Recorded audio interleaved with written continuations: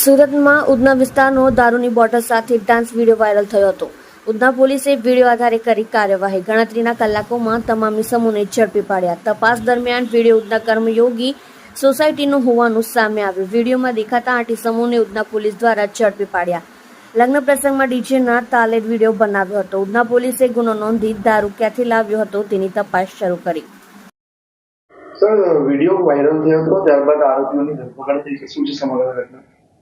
ગઈકાલ તારીખ 19 જુલાઈના રાત્રે 10 વાગ્યા આસપાસના સમયે પાંડેસરા પિયુષ પોઈન્ટ નજીક જે મેરેજ હોલ છે ત્યાં એક જાન આવી હતી.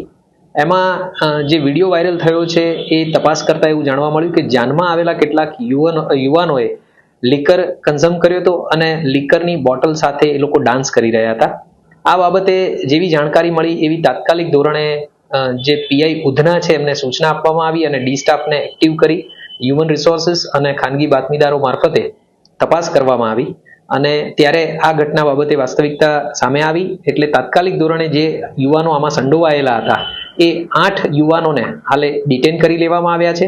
તેમની સામે ઉધના પોલીસ સ્ટેશનમાં પ્રોહી એક્ટની કલમ 65AA, 66 1B, 81 તથા જીપી એક્ટની કલમ 110, 117 મુજબ ગુનો દાખલ કરવામાં આવેલો છે.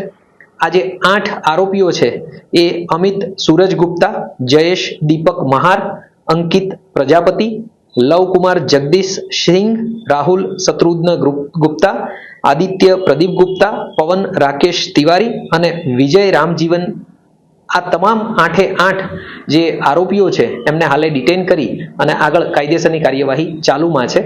અને આ બાબતે આવી ઘટના ફરીથી ન બને એ માટે પણ તાત્કાલિક ધોરણે પોલીસ પેટ્રોલિંગ રાખી અને કાર્યવાહી કરવામાં આવી રહી છે. કઈ જગ્યાથી આવેલા? આ જે યુવાનો છે એ પ્રાથમિક જે માહિતી મળી છે એ પ્રમાણે પાંડેસરાથી આવ્યા હતા અને જે લીકર એમણે પરચેસ કર્યો છે એ પણ પાંડેસરાની હદમાંથી જ પરચેસ કર્યો છે એવી પ્રાથમિક માહિતી મળી રહી છે. એ બાબતે વધારે તપાસ ચાલુમાં છે.